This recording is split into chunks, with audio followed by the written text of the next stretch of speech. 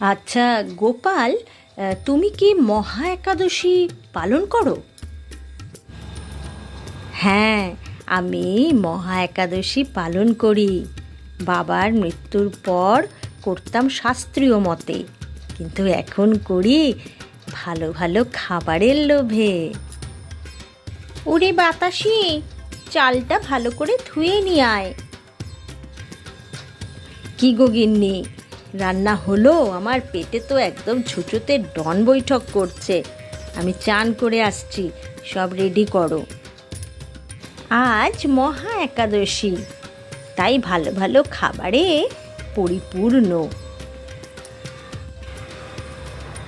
এটাই যদি একাদশীর ফল হয়, ভালো ভালো খাবার, তাহলে আমিও এবার থেকে মহা একাদশী পালন করব। আমি সব জানি নকুল কেন একাদশী করতে চাইছে। পুরি মিষ্টি ওরও খেতে ইচ্ছে হয়েছে। আমি সবটাই জানি। ঠিক আছে, ওকে এবার দেখাচ্ছি মজা। কই হে বাতাসি, আমার তো খিদেতে পেটে একদম।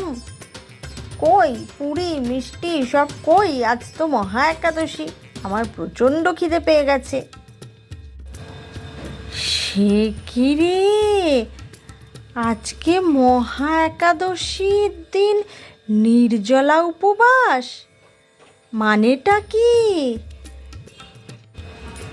এখুনি এখুনি মালিকের কাছে জানতে হবে ব্যাপারটা কি। কিছুই নয় নকুল, আজকে যে মহা একাদশী তার নিয়ম হলো নির্জলা উপবাস, অর্থাৎ এক ফোঁটা জলও খেতে পাবে না আজকে। এই দেখো আমিও সেই রকমই একাদশী পালন করব আজ। সর্বনাশ, সে কি কথা মালিক, সারাদিন জলও না খেয়ে! ভগবান, আমি তো খাবার লোভেই একাদশী করতে এসেছিলুম। পুরি মিষ্টি ফল, ওরে বাবারে, না খেয়ে থাকতে হবে! এই কান ধরলুম, আর জীবনে একাদশী করব না।